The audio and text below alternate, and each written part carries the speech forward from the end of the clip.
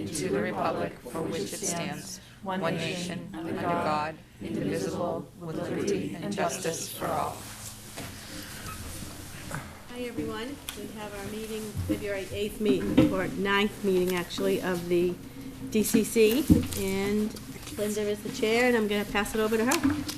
Okay, if we can just go around the room to introduce ourselves. I'm Linda Lukowski. I'm school committee. I think you have to turn the mic on, unfortunately, both of No, No? no. Here, there. They're different. So this is Alicia Bethel, I'm the chair of the select board in the town of Newbury. Erica Coles-Jacobson, chair of the finance committee in the town of Newbury. Larry White, I'm the chairman of the Raleigh Finance Committee. you. Aaron Berger, Salisbury School Committee. Nerissa Wallen, School Committee. I'm Nicole Stidey, Brian's assistant. Jeff Walker, Newbury Select Board. Michael Colburn, Salisbury Select Board. Joe Perry, Raleigh. Board of Selectmen. Traitor.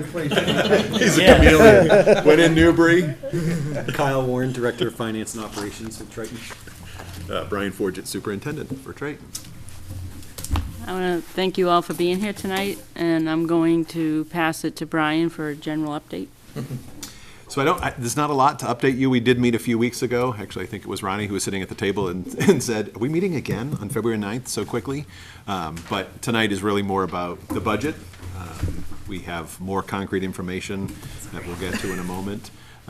But there really isn't all that much to update on general ongoings in the past 2 or 3 weeks since we last saw you all. Okay, moving on to the landlord-tenant. So there is information to update you on about that. So we've been moving forward. There was a working group, Neil Harrington from Salisbury, Tracy Blaze from Newbury, and Joe Perry from Raleigh.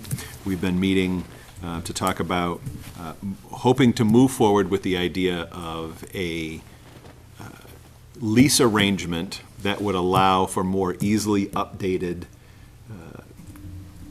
details, if you will, on how the elementary schools are used with the towns and as far as the town's owning. So part of the discussion has been about the town of Salisbury taking ownership back of the Salisbury Elementary School. We've never had a lot of history on how and why. We just have known that Salisbury Elementary School is owned by the district. That's proven out by the fact that the debt is in, say again? Yes, I'll give him, yeah. That the debt is owned by the district. So, I'll go. come on up, Ronnie. Do my self-care, which is more important. Absolutely. Made better choices than we did today. So the one goal was talking about the town of Salisbury retaking possession of the Salisbury Elementary School. The second piece was identifying a lease agreement that would allow us to set thresholds by which the district budget's cost. The threshold we were using was $20,000. If a repair or maintenance was under $20,000, that would be something that we would carry in the general operating budget for the district. If it was over $20,000, that would be well beyond the statutory definition of capital, and that would be something the town would work with the district to cover the cost on. So in working with DESI last go-round, when we started talking about details, we didn't get too far into this. I thought, I'll take this one, it was a fairly simple, straightforward thing. DESI Legal has gotten into the weeds on this, and number one has said that the regional agreement cannot be the mechanism by which the transference of ownership of a building takes place. So the fact that the regional agreement says that the district owns Salisbury Elementary School does not actually make it legally, the district legally the owner of Salisbury Elementary School. We know that the debt paid off 3 years ago now, I believe, is in the district's name. So we know as far as the attorneys and the bond counsel, when they bonded that, probably Brian, doing that work. Go back real quick to Yep. your premise, the first statement you said about say it again about the district. So about the regional agreement not being able to dictate that the district owns a building. So basically, the regional agreement can't be the legal mechanism that identifies the owner of a building. Do you know what the legal mechanism is? So we don't, that's the work we have to do now. So we know that bond counsel signed off on the bonds that were issued in the district's name. So somewhere along the lines, it was proven that that we had ownership of the building. Just don't know what yet. So we're going to do some digging to go back, starting with bond counsel. We have a name of a good, Financial advisor firm. yeah, no, but also I was talking to police about not a lien holder, but not a mortgage guy, but anyhow, yeah, not the deeds. It was another word. Title. Title. Thank you. So You're welcome. You just said title. Yeah, so a title attorney to go back and see if we can find anything. We haven't found anything on the registry of deeds that shows any transference of 100 Lafayette Road. So, Because so we technically owned, we always owned the land, we just didn't own the building. that's what I understood as well. So the only thing that's showing up in the district's name is a permit for the digital marquee out front, whatever that was, 1617. So everything else, there's nothing that dates earlier that's showing up before like 15, 16. So all that to say, we have a lot of digging to do. The good news is we might not need to wait once we figure out what it is, what happened, or what documentation was generated to say the district owned SES. The good thing is that we know the regional agreement process, the amendment process, is long. So if we can get to the bottom of that, we can work with the town of Salisbury to do whatever we have to do to undo that, and it might not need to be that we have to wait until the regional agreement is amended, which wouldn't, at the earliest, if we made the amendment at this fall Springtown meeting, it wouldn't take place until next July of '24. So have some work to do on that. There's also some complications about the lease and whether or not we're able to do what we wanted, which was to make an easy mechanism for the towns, for the 3 select boards and the school committee to determine what the thresholds are for what the town pays for and what the school committee pays for. And basically, statute does say that the apportionment of costs has to be part of the regional agreement. So they're in essence saying that all has to be codified in the regional agreement. So we can still have a lease, there's still details that we can keep flexible in a lease between the member town select boards and the school committee. But the big piece, which is the financial piece, we wanted to be able to have more adaptable as time goes on without going through the 2-year regional agreement amendment process. It sounds like that is not going to be possible. So all that to say, it doesn't sound like this is something that's going to be ready to put on. I think most of the warrants close into March, right? Is that my understanding? We're the last one, so, yeah. It isn't it, even end of March, like very first week of April. So I don't think this is something we're going to dig up and have an answer for by this Springtown meeting. Maybe, depending on fall town meetings, I don't know. I think it depends. Each town is inconsistent on whether they hold the fall town meetings. So that would be the next target, if we can make the amendment. In the interim, once we figure out whatever it is that legally satisfied bond counsel that the district owns SES, we'll work with our attorneys and obviously with the town of Salisbury to figure out how we undo that. If statutorily a regional district can take debt out on any of the buildings, even if they don't own them.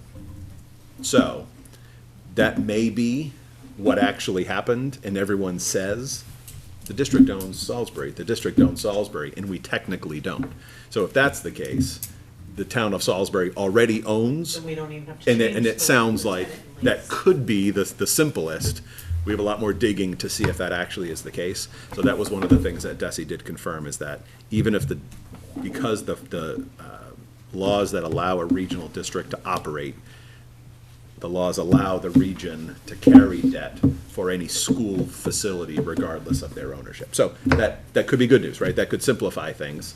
But didn't we change the wording regardless? I mean, weren't there? In the regional agreement? She's right here. I mean, yeah. Yep. we're- Yep. there's- The mask. So. Yeah.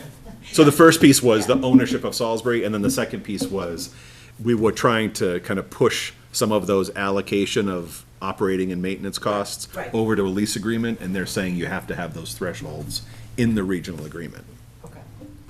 because that's what the law says. So I mean, regardless, we will have to go, even if Salisbury owns it already, we'll still have to go to town meeting to start this process because we want to change the wording. Right, because, I mean, this is what we went through last time. We had so many policies and procedures that didn't match the regional agreement because they had changed and evolved over time, and the regional agreement had never been amended. So this would be a similar thing. It would exist, and then the regional agreement would be amended to match it.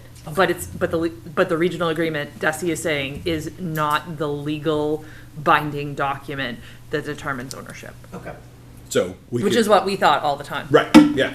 And if it ended up another year or two and we figured out that Salisbury really does own, and we had a regional agreement that doesn't match, it doesn't matter. It's not accurate, but the regional agreement isn't binding. Because the for reality that is, you possession. just owned the loan, The debt. the debt. We've already paid the debt, so it's just. Correct. you know, Right, and it's just- even that is semantics, right? Because we owned the debt, but you paid every dime of it. Right, right. So, and that is what they explained, is a legal mechanism that many regions do without ownership. So, somewhere along the line, the term ownership got embedded, and there may be nothing legally there. So once that's ironed out, then all that's left to do for the landlord-tenant agreement is be equal between the three towns. It's just the operating. Yeah, so at that point, it literally puts the three towns on equal footing legally. And then, I mean, we're generally operating the same way anyway, so it doesn't really change anything as far as how we operate on a day-to-day basis. It'd just be nice to codify that in the it'll be agreement, once codified, everything is yeah. all ironed out. And basically, it's for building repair, I think it was anything over 10,000? 20. We were using 20. 20,000, okay. Yeah. And they're pushing back, right, so the definition is $5,000 and a useful life of a year or more. So am I right? Yep. Is the definition of capital. So we can't redefine capital. So, When you say they, who's they? Desi. they. The state, so statute, in Mass statute and DESI regulations that govern regions. So anything having to do with regionals is largely 71, right, MGL chapter 71, and then there's lots of regulations through DESI. But that's not even a regional thing, that's a Legislation. Legislatively. Which is wild. It's like the procurement guidelines, Yeah. right? They know those thresholds don't change over the years as we've seen inflation and costs. So it's, that $5,000 mark isn't Ridiculous. a roof leak. Every roof leak is running us Yeah. $5,000. Yeah. So So as it stands right now, our regional agreement says capital costs are apportioned. So technically, if there was a repair on a roof that extended the useful life of a building by more than 365 days, that by definition is capital cost. And that should have to go back to the town. And we haven't done that in the past. Right, and the history there has been, if we have gone to the communities, it's been like a boiler going down. Right. I think the last time we did was Yeah. $22,500 motor on a boiler at Pine Grove. We've come a long way. Yeah. Yeah. So progress. I would have loved to have made this progress, say, between 2 and 3 years ago when we started this process. Would have been nice to know that. So, To be fair, Desi did look at this last time and did not raise that, so they didn't even come close to raising that on their last review. And they had it for 3 months, I wanna say. yeah. They got time. Does anybody have any other questions? Okay. Biggie. FY '24 budget. No pun intended. So last month you heard Kyle go through this document, right, which is the summary of all the requests. I think it makes sense to have him go through the most recent update of the decisions that we've made that are driving towards, not yet, but are driving towards a tentative budget, so. Perfect. And that document that you had seen last month, it had a summary of all of the building requests in primary departments, and then they were classified into 4 categories of must-do, cost-mitigating, higher priority, and lower priority. And so with the school committee now, we're on a second iteration of a document that, just like Brian described, it takes all of those requests and then going from those 4 categories, presenting them to moving towards a tentative budget. So that's this 3-page document that was attached to the agenda. I'll walk through and give the 5 to 10 minute summary on this. Try not to get too much into the weeds, since it is all these line items you see on this 3-page document were on the last document. It's just with some nuances as well. They'll have the color copy. Perfect.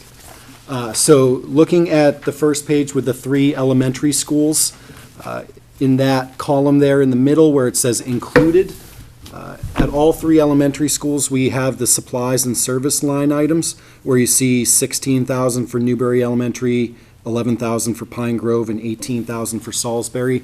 That's going to be the cost of consumables for instructional materials, new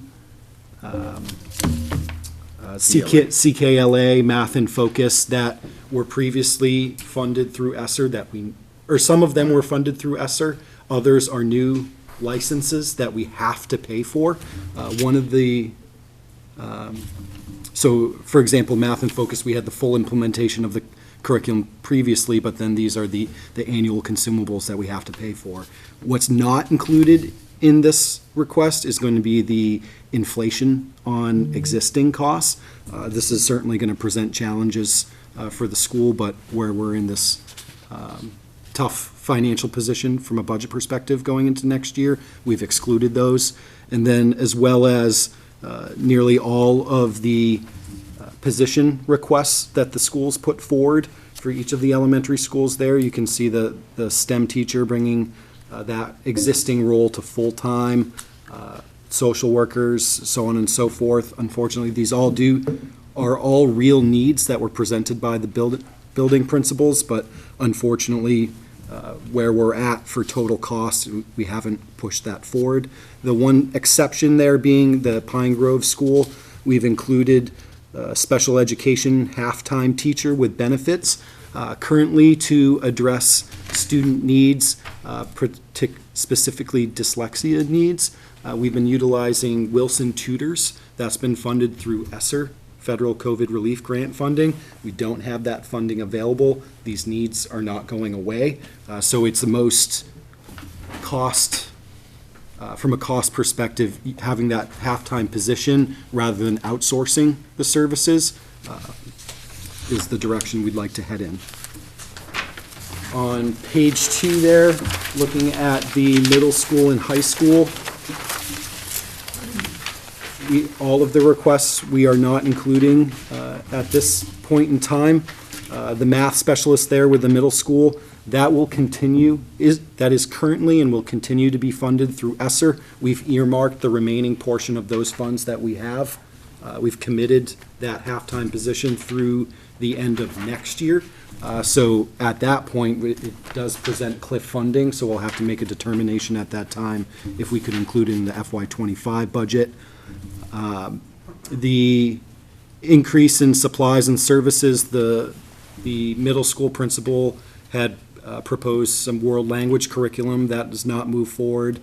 And then moving down to the high school, the reading specialist, we feel, even though that's not included here, we do have existing capacity within our budget to fund that position, so it wouldn't be a new request. So that even though it's excluded here, we will be adding that .2 position.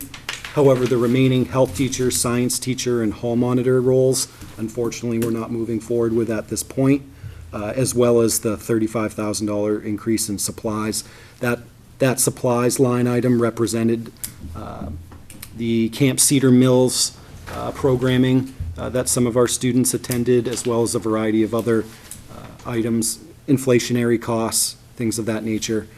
So will be a challenge, but moving to athletics, you'll see that with the exception of the supplies and services proposals, we are including the other 3 items there.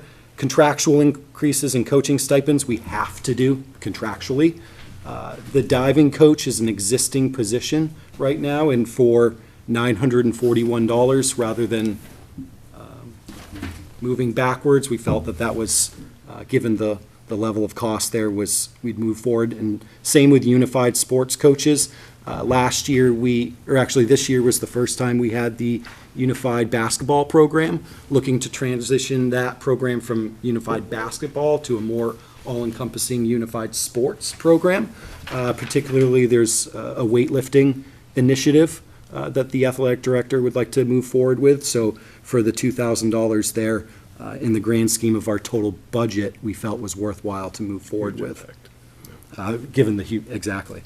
Is that, are you hiring coaches or are you using like the agency inclusion, or you're hiring coaches? So it's stipended positions, Okay. exactly. So that's actually 3 coaches, and they're obviously, it's not like a head football coach where, right, for 3 solid months, it's a much lesser involvement role, and it's actually, I think all the coaches are current teachers at the high school. Correct. Mostly in those programs.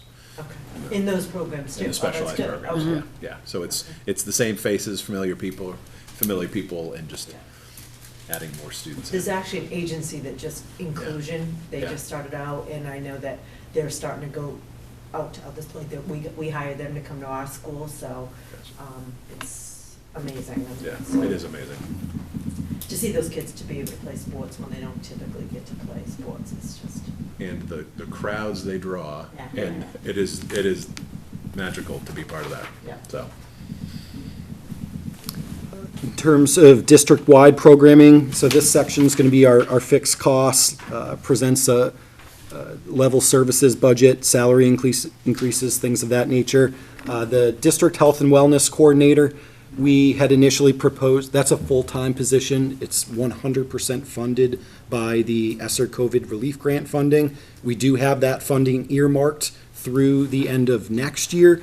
We had initially wanted to phase in that salary component into our operating budget, but at this point in time where we do have that ESSER funding, we're gonna exclude that. The position will remain, so we're not dialing it back at this point, but not included in this proposal.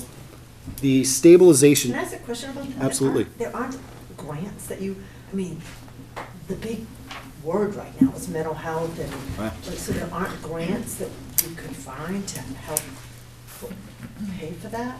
We could potentially, at this point, we have that salary Right, earmarked you for have it ESSER. for a year, And right. then going forward, our Director of Instruction and Curriculum, Anna Bates, has been applying for numerous grants, particularly with her department, but also that could potentially fall in there. So anytime a new grant opportunity presents itself, we find out about it, and then, I mean, she's great about applying for almost all of them. We were just awarded this week one particular grant that will fund consumables, instructional consumables through the end of the not summer. consumables. A PE. PD, okay, yeah, PD, so like yeah. she got a $90,000 grant, and I think it would save like 15 or 20 out of this budget. So it'll add extra PD and all that, but it's not stuff we've assumed here. And we do not fare well in competitive grants. So as a district, when you put, again, when it's needs-based competitive and not just about the application you put in, we don't. The same reason we don't win with Chapter 70, we're seen as an affluent district. Pentucket just got, I mean, it was just in today's newspaper that they just got a bunch of grants for mental health. Yep, yeah, so different programs, and we've got similar stuff that comes in, that doesn't ever touch the budget, right? It comes in, Right. you say a grant, like it comes in through the gift account, and what was the program we ran? It wasn't the one they're running, I'm blanking on the name, that they ran last year. Several times they came in. But yeah, so smaller grants like that to run programs, absolutely. That is happening fairly routinely, yeah. It's just gonna be so essential.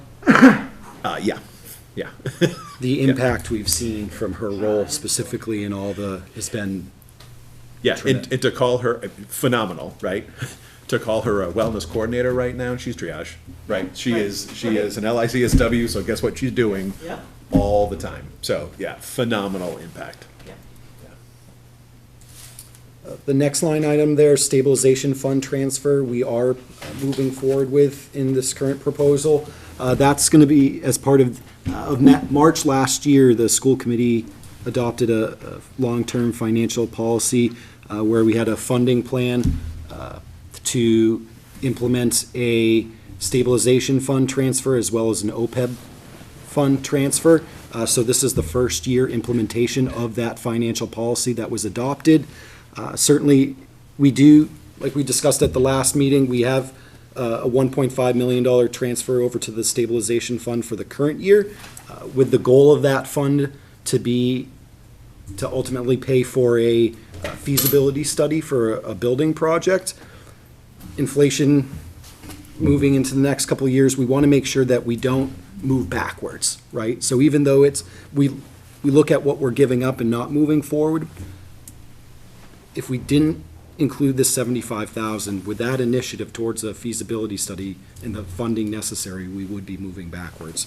So we saw that as a critical need and have included it at this point. Can we just say too, the reason that we adopted that policy was to help our bond rating, because our bond rating is not great. So they told us that we need to have a solid plan to build our reserves, and this is our solid plan to build our reserves. So walking away from this also means that we're abandoning our attempts to raise our bond rating. In year one. In which year looks one. even, right? Yes. Yeah, thank you for mentioning that. Yeah, and I was going to say, we mentioned the other night, or I guess that was just last night. It was only 24 hours ago. Just that, you know, we've been here before, right, in these challenging years, and we've often solved it by tapping into reserves and making choices not to think of the long-term game. And, right, we're in a place now with inflation going up, and we know we didn't get in with the MSBA first time. We're reapplying again next month, and we'll hopefully be in. We figured out the plan to fund a feasibility study. We've got capital stabilization. So we're now moving towards this plan, again, as Kyle said, ultimately over 4 years of 75 per year, puts $300,000 a year, 150 towards stabilization and 150 towards OPEB, which are things we've all just been saying, we'll get there eventually, we're in crisis mode. And we can't go back out of crisis mode and forget that anymore, so. This section, I'm going a little bit line by line because there are some major items there, but the elementary performing arts improvements, all the ones we're not moving forward with hurt. This one stings. We did hear last night from our performing arts teachers advocating for the needs of this initiative. Brian's spoken to it as well, and what we could do with this program, but unfortunately, at this point in time, we're not moving forward with it, just again, associated with the budget picture we're looking at this year. Kyle, what's, just for kicks, and I'm a great performing arts person, I think both my boys were huge in band and things, but what does the definition of arts improvement mean? What are we gonna miss out on? Do you know? Yeah, so this was the first step in multiple steps to rebuild the visual and performing arts programs, starting with the elementary.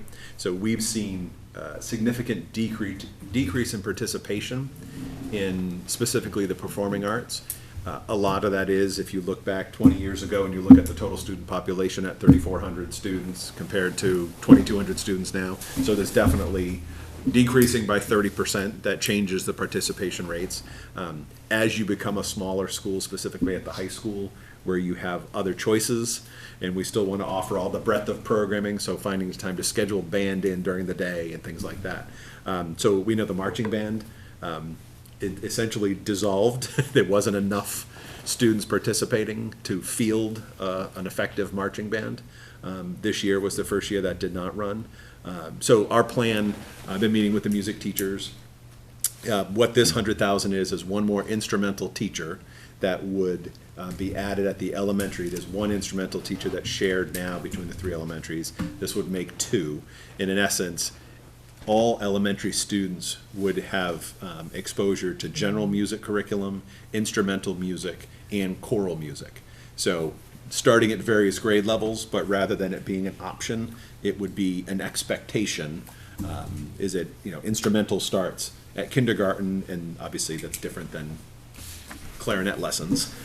But starting with the exposure, and then maybe as a fourth grade, is that when they're involved in chorus as a mandatory, not an optional thing?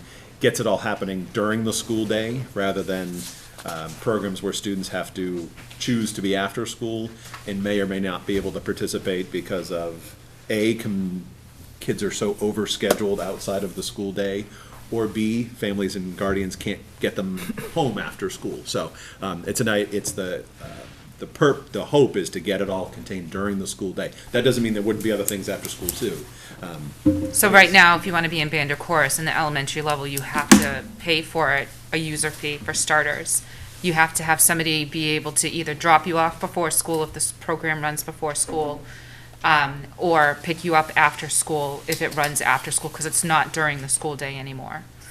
So it's really changed who is able to actually participate in the program, along with, the financial piece of it, so. Aaron, you were in band, I right? know, exactly. With my sons. and Right, that's- yep, and Narissa was too, so it's That's like, a it's a shame. big hit to the program, and just like taking a look at the numbers, because it's not during the school day and it's not offered, and you don't see the masses of kids going down and participating together. They're not able to retain those kids or attract those kids into the program and then retain them through middle school and high school.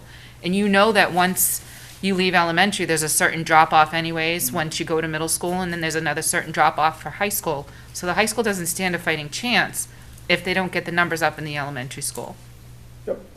When did that stop? How long ago did that stop? Because 2008, I believe. It was if I'm not correct, or not wrong, but this is what my neighbors have told me, that one of the reasons that they went to and started choicing to Ipswich was because the music programs, after the failed overrides in 2007 and 2008. So what were you asking, what stopped? During the day. When did, school the stop during the during the day? day? Yeah, so My it's, kids used to do it during the day. and the instrument is still happening during the day. It's a pull out of class time. And it's rather hard, than- it's a 20-minute 20 pull-out minutes. once a week. Yeah. What's that? And That does not. It's literally like the 3 kids that play trumpet in one class are headed down together, and they're missing math They're missing or class. whatever, and then they're coming back, and then a half an hour later, 3 kids that play bells are going down and taking their lesson, and then they're coming back. And if you look at the size of the instrumental and the choral groups right now, they're pretty small. Yeah. I mean, there's also, to be considered, there's so much that is being offered for kids, whether it's Yeah. a lot of sports. That are competing the My after-school. question was it driven totally by money, or was it participation anyway? I mean, because there was a great history of marching band and participation, especially at Triton. Absolutely, and it depended on the school, some schools more than others. So when I was principal at Newbury in 2005, there were 3 music teachers. So we now have 1 music teacher at each elementary. Was it Mr. Brownick back then? Yes, it was, and Mrs. Peterson, and then an instrumental. So so everything's changed. So it's funding, what we have the capacity to fund. We'll go over this history document in a minute, but what it cost in 2005 versus if you look at the exponential increase in recent years, while we've gone backwards in total staffing, it's no different for Triton than other districts. But so it's a challenge of fitting in to the school day, right? So with the addition of MCAS and the importance on reading in ELA and math, and it's elementary classroom teachers are always fighting for time, and they believe in music, but they're under the gun to make sure that they're getting their test scores up, and so it's a challenge. So I would say it's not any one thing. It's right. It's a mix of a lot of things, but we're committed to try and figure that out so that anyone, I think it was Aaron, you just said, right? Eventually kids will make choices, right? As they move on to the middle school and then the high school, they're gonna have to make choices. And choices are good, but choices have consequences, because if you're choosing one thing, you can't choose the other thing in D period. But we want to make sure that every child has the same exposure across all 3 elementary schools, and the science is so well documented. When we talk about our own mental health and well-being and what it does for your intelligence and your ability to think creatively and concretely and abstractly. It's all positive. It's hard when we're saying, and oh, by the way, teachers, we've got to figure out how to get 10 hours worth of work in every 6.5-hour academic day. I think another part of it is, because I know some of you know my daughter's a junior, 3 of her friends went to Whittier, they all played band. Yeah. And then, like, my daughter couldn't play because her sports got in the way, so I think that's also a factor, is Yep. kids going to Whittier. Yep, absolutely. I think to that point, the shrinking of our enrollment is also affecting it, because almost all the sports and the band is attempting to pull kids starting in 7th grade now. Yeah. And for a 7th grader who's going into an activity that has high school kids, they have this huge growth gap that's going on there, that they're all of a sudden having to, like, essentially spurt forward. They have to put a lot of extra time into it. So, I mean, I think it leads to a lack of diversity in their activities, because they almost have to focus. If you're an 8th grader that's suddenly playing, JV boys soccer, and you're playing with juniors, you gotta up your game, right? Mm-hmm. And it's hard to do that and do all these other things at the same time. Yeah, and it's, I think I said it, all smaller schools deal with this issue. And especially, right, all pretty much kind of the North Shore in its entirety, outside of any urban areas, has been steadily shrinking. So with that being the case, as populations shrink, it just creates all these challenges, so. But enough said, but I mean, one thing about band especially, it is self-fulfilling. If it's not there, it'll it won't be asked for, it's hard. Yeah, yeah. And it starts really in elementary school. Yeah, and I think it takes a wise woman once said, it takes a village. Right, and it does, so that's great. Here's a start, and again, it's not in the budget yet, but that would be 1 staff member in rentals of a lot of different instruments, so students could start experiencing before they have to buy an instrument. So it starts small, but it has to expand. And so this is the tip of the iceberg. And, as it grows, it has to also include, as kids develop their value and belief in the importance of music, then it goes home, and we need families to support that and believe in the importance of that, so that we ask them to commit. And, eventually kids grow older and they make choices, but as long as we can, to keep it as a compulsory part of their school day. I'm a musician, I'm a drummer, right? And yes, I have a drummer's complex for any musicians in the room. You can't do any music without a drummer. But it is. When I take out my drum set and play, it does. Right, but when you do, if you're a musician, if you take out your instrument and play, you're in a different place. Yeah. So what does that do for, like, the visual arts programs, like the winter percussion? You don't have that anymore? We didn't have enough people sign up this year. Winter percussion did not run, correct. So there's the Winter Guard. Do they have Winter Guard? Winter Guard Is is, yeah. operating and functional. They had enough students sign up, but they didn't have enough sign up for the drums, for the percussion. Makes me sad. Yep. Yeah, and again, we're never gonna, if we become a high school of 1,000 again, we take away that challenge. But if we remain a high school, we have updated enrollments, we're digging through, and then we'll bring it to this group too. If we remain a high school of 625, 650, 675, it's gonna forever be a challenge, because if we have 350, 400 kids participating in sports, that doesn't leave a lot of kids who aren't competing in one season, and there's gonna be a competing something happening. Yeah. So, but if we build the interest, again, part of education is complicating people's thinking. We're better off as humans if something is complicating our thinking and making us think and determine if we really want to do something. So if we're making it compulsory on up through middle school, it's going to be a lot harder to walk away from it if you have actually fallen in love with the instrument you play or singing, and it's not because they made me play it. And when that happens, sometimes people do sports and music at the same time. Absolutely. We both know that, Yep. because your kids did it, and Yep. so did my family. Yep. It's really hard, though. It is really hard, hard. but And that's I not would to say negate that. it's- You have to have a parental involvement at Yep. that point, because the schools can't hold it up. I would say the high school sports, as a parent of an athlete, the high school sports dictate your weekends, your school vacations, the schedules, and I don't know how you can balance that with another thing that would compete with it. And honors classes. And if you have a dedication to the academics and the sport, the addition of a band is hard. Or you can be dedicated to a sport and band, but the academics fall apart. The three-way stool of that, with the schedules as they are right now, is logistically impossible, even for parents and families with means.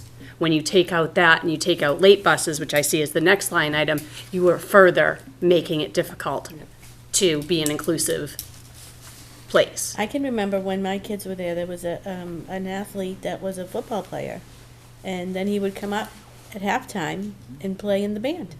So did Like the Nathan, trumpet. so did Nathan, he was wrestling and playing all sports. Yeah. Ashton Watson still does that. Josh So did marching band and football at the same time. We have a football and wrestler who's Yep. in the chorus. At and Thanksgiving the game, band. he would come up and put on his play.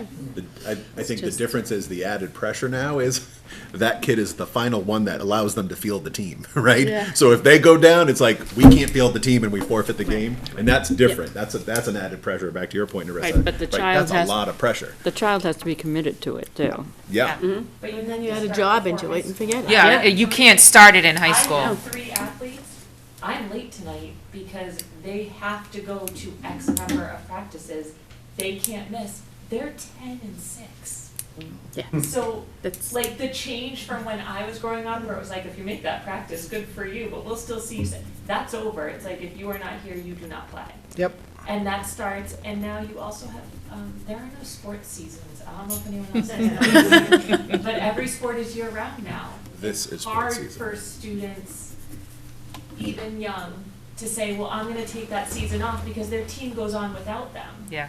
To then play an instrument, which is what makes it almost necessary to be in the school day.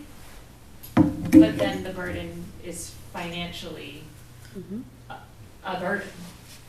So it starts now, like kindergartners are now playing lacrosse all year long. Wow. It's weird to me, As, but Yeah. But it's the reality, yeah. as That's the Narissa reality. said, it's not only financial, though, taking the kids out of the school from learning, for and if music. that child has a 504 and IUP and they would really benefit from music, now you're adding in, this child needs music because it's gonna help their brain grow, it's gonna help them get all of those things. But now where do we place their services? Yep. Because it's a snowball Yeah. and it goes. So it's not an easy thing to say no to, but when you add it into the big. Well, it's just, traveling with the band. That's the reason why my daughter had to stop, because of traveling softball team. She couldn't make time to travel with the band and her team. Yeah. So she had to make a decision. We sat down, talked, and she made a decision between the two, after-school programs. Which one am I gonna do? And she's better at softball, so she went to softball. So, kids have to make hard choices. This has been helpful to really understand the dynamics that are all involved in, making something like music and band work now. Yeah, each one of the items on here is hard to not put in. It's just that we understand a little more some of the reasons why Exactly. it's not in there too. So, What you call band, is that year-round academically? Depends on which band. So there are bands that, there are groups like the jazz band that does meet year-round. The marching band would be a fall activity that would march during games and stuff, and then there is off-season Right, stuff. because and- I can't see a marching band following the golf team. No. That is correct, yes, yes. And so. So it's a season, and then they tend to they'll do It parades and looks Memorial Day. like we're trying to define or use that band quote too liberally, and maybe music appreciation Well, I think we're talking about elementary schools, in which case it is year round. It is during school. They Yeah. start in the first kids that intro start in October, I believe, Yep. and they go through June, and then from then on, it's September through June, year round, one lesson a week, and then, an after-school hour, either in a beginner band, depending on their level, or in an advanced band, for the kids that kind of continue to follow the instrument. And advanced band, because Hunter was in that, it's never at your school, so you have to drive. That's district stage band. That's district stage, District so stage. Which there's is the other one, that's an additional, yep. Yes, optional. Right, and so those things would levels. still exist Yeah. as separate and other. So stage band still Yep, exists. that would all Yeah. still exist But it's all- outside the school day. But, yeah, it's This would the, be all students twice a week. with an They've got- activity fee. They've got without a fee, have one instrumental and one choral Session. 40-minute block. My child today plays drums, which apparently I'm finding things out about drums today that I did not know. Rule the world, just saying. So he lost Oh, I had 20 drum minutes of his math block. He had a lesson with 4 other kids in his case, Doesn't with matter. the music teacher. And then at 3 o'clock this afternoon when school got out, he went and spent an hour from 3 to 4 in advanced band and played there. And then next Thursday, the same thing will happen for him, and they have concerts in December and May, June, somewhere in there. And that's been that way since Hunter was in elementary. Yeah, so that's, during the You know, school, a little bit during of the it school is year. regional, because if you were down in Georgia or another place where football is less important than the band. Yeah, So it's New England. that's South Carolina though. Oh, And I think, right, I think if I we don't know had, about that, if that's the case in Georgia. I think if we had a high school of 850 kids, I think we wouldn't be having this conversation as much, because again, there'd be more students who are making the choices. But this again goes back to this line that's not included is starting from the ground again, right? And building it with the kids as they get older, with the hope as that those students age, we build the interest, the involvement, and ultimately the programs with them. So the kids don't have, the high school kids today just don't have, they don't have band, there's no band room? So there No, is. no, there is. They have it during the day, but there's two band classes. Yep. During the day, jazz band is during the day, like an academic class. It's a half course because it's not every day of the week. But the middle school, the jazz band's after school. It's an extracurricular activity with the activity fee. They have band during the day. But the elementary schools have a music lesson, a 20-minute music lesson during the day. And if you want to be in the band, you have to either come before school or stay after with an activity fee. Okay, I And understand. that's the same thing for the chorus and the singers. All right. For the elementary. Thank you. So were you saying some sports play all year round, softball, they play? Not the Triton. We're just saying in general, not, Youth we're sports, still yeah. seasonal, 3 seasons, fall, winter, spring. Now, Where they play in the gym? We play, oh yeah, Is it- every sport has For their youth. training season, they're year round. that's So youth, that's not youth. school It's stuff. not When you go to school. high school, then you play your season. Yeah, if you're playing club, But, And then there's I was just clubs. gonna but then there's club and Traveling. traveling and town and rec, and there's all different levels you can be in them all. yeah, but MIA interscholastic is fall season, winter season, spring season, and nothing happens outside that season. COVID year. Tough COVID year when you had 4. Yeah, exactly. fall And after wrestling winter. was in spring. Carry that. Fall Carry after the winter wrestling. too. Yeah. All right. So when before a meeting, we're always like, I wonder what we'll talk about most. This was not the line I chose. I'm glad we did. Good conversation. Great conversation. I guess continuing the tone of things not included is late buses. So structurally built into the budget is late buses for the middle school, high school campus twice a week. Over the last 2 years, we've been able to run those buses 4 days a week using ESSER funds. Cliff funding, no longer have that available. This initiative here, that 79,000 you see, was not only for those additional 2 days a week at the middle school, high school campus, but it was also for 2 days a week at each of the elementary schools to assist students. That has not been running for a number of years. years, But that's what was in that dollar value you see there. The leadership and admin, that was a net of a bunch of different items, but ultimately increases in some legal costs. Changes in instruction, this is a large one associated with our costs of substitutes. Over the last few years, we've seen a significant increase in the number of substitutes we've had to hire. We've also had to increase the rates to remain competitive with the regional area. So long-term, we do see the need to increase that budget up by $100,000 to match current expenditure levels. Changes in student services, that's going to be transportation. So the savings you see we're moving forward with there, $4,500 of savings, we're going to be built into our budget structurally has been a one-tier run. So all of our runs, 23 of them, 24, 23, are two-tier runs. So they pick up the high school students, then they go drop them off, go back out to the elementary schools. We've had structurally built into our contract a one-tier run for Newberry Elementary School. That hasn't run in a year and a half, I believe.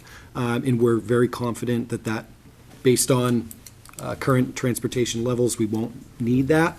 So we carved out the savings there to offset the contractual increases that we have with NRT.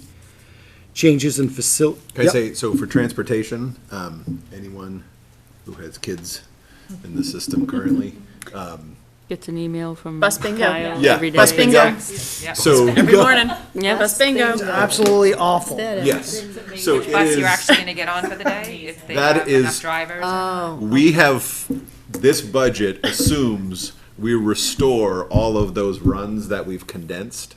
We have condensed them not because Kyle is thinking, ooh, how can I save money and get up every day to text at 5 a.m. about how the buses are gonna be combined. Yep. It's just based on Shortage down of 4 drivers. drivers plus a 5th one. So, so this still carries returning, I think it's 2 at Pine Grove and 1 at Newbury, 1 at Salisbury. 3 at Pine Grove, 2 at Salisbury. Oh, there's none at Newbury then? Correct. Okay.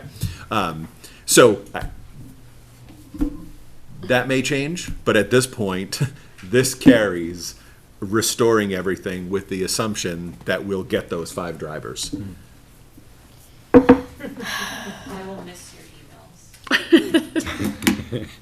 She's a liar. You'll just send a Text friendly message. hello. Text message every Next year, morning. we're gonna have all these drivers, he's gonna email you every morning. so what, Good morning, everyone, just want to say hi. what happens? You get an email and it tells you where to drop your kid off?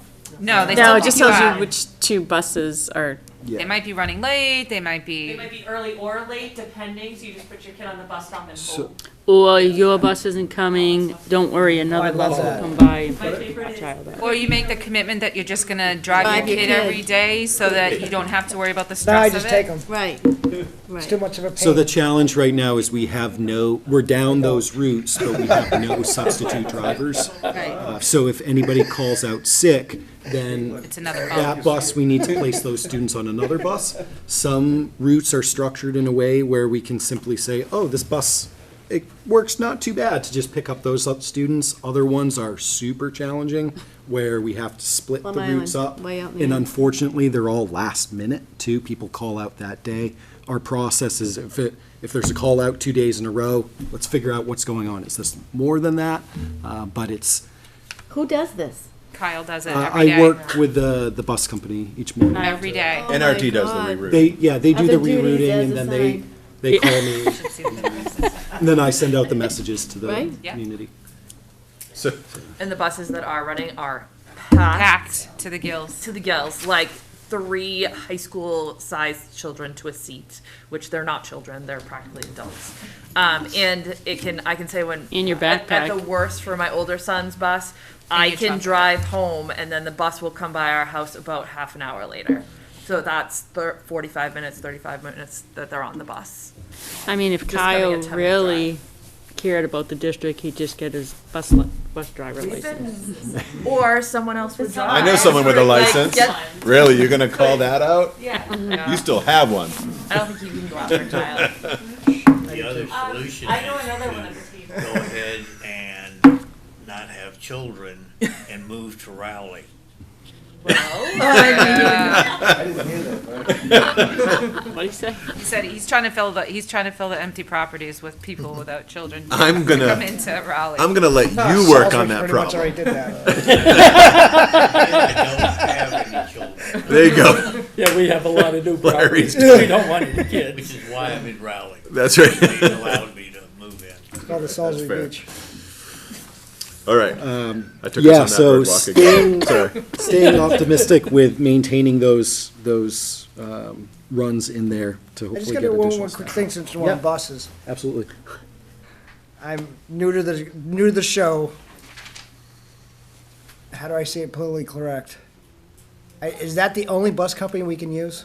That Because is it's awful. the bus company.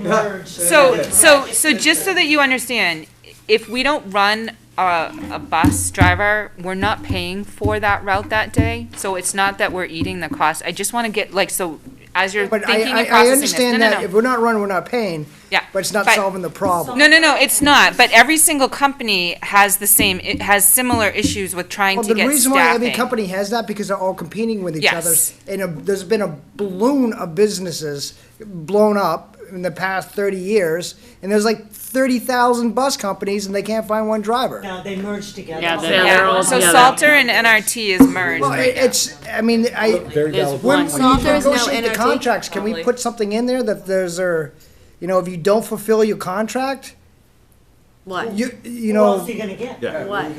We have could- one, we we have could- one. A bus company you're hiding from us? I don't know, I'm just saying, Yeah. it's like they handcuffed us, and there's nothing we can, I mean, you Exactly. can't be handcuffed. Yeah. Welcome to unfunded mandates. Yeah. Yes. So, Oh, I get that. so it's a sealed bid process, right? So we go out to bid, we say, here's what we need. Whoever shows up, we used to get, so when I was in Kyle's seat, whatever, 16 years ago, we'd get Laidlaw to show up, we'd Yeah. get Salter to show up, we'd get NRT to show up. First What's the other Student. one? First Student would show up, then First Student and Laidlaw joined, and then, so John McCarthy, owner of NRT, basically bought out everything in this area. And So he now it's- monopolized. So now it's Go Beacon is So the it's against the law to mothership. monopolize, so why don't we push back on that? We have been with our I was part of a state legislators. transportation commission, and like this was with all the players sitting there, and that was a big discussion, and it's not a problem. We're moving on. So no one wants to talk about it, but it's absolutely right there. Well, I think the elected officials in the three towns need to start lobbying their state It officials. doesn't matter, so I can tell you, because I have lots of bus companies come to my school, they're all the same way. All of them are the same. I have LBK, which isn't part of but LBK is a good one, right? But- They're smaller but we and still have the same problems. Yeah. I'm still calling up and they don't have bus drivers Yep. and they're showing up late. It's just, they can't hire people right now. Nobody, and quite frankly, who would want to be a bus driver? And neither can the T, so it's the Yeah, same. As I yeah, say, and they're there's- offering We're offering a like an $5,000 incredible bonus. retirement at the T, so. On a lot of great Yeah. people who worked really hard to get their license and get certified, and then they started driving the bus with the humans in the bus. And that changes They the quit? job. And it's kind of like, It's horrible. I don't wanna say it's horrible. It is a very difficult job that people challenging don't job. realize. Horrible job. It's, I won't but do it's it. horrible that Sorry. you have So what help and happened then is you they hired all don't. these people and everyone was like, Horrible job. yes. And then the people started doing the job and we're like, no. No, yes. This is not enough Yep. money, this is not worth the time, this is not I heard a lot of, I thought it was mother's hours and it is, but I can't. Yeah. And so they walked away from it, leading to the same situation where we started out really strong and then the job is really tough and requires more than what they were kind of told upon signing. Yeah, it's not just driving, it's also Monitoring. monitoring while you're. I'll drop it because I'll stay politically correct and not want to say what I want to say, but as a business owner, that's an easy excuse. That's all I'm going to say to that. We know. just don't have an option, Yeah. right? As I We only say- can contract with who shows up to provide a bid to us. And every So year, I- we speak to our state legislators about this same issue, and they don't have any answers for us. Ronnie knows I I'm a would- big mouth. I'm going to be all over this. Also, That's just what's gonna happen. for private schools as well. Private Yeah. schools cannot find, I mean, and they Well, will private pay. schools could be part of the problem that we can't find busing. No, because they can't find They're growing buses. in this area. Every time you turn a street, there's a new private school, so that could be a part of the problem too.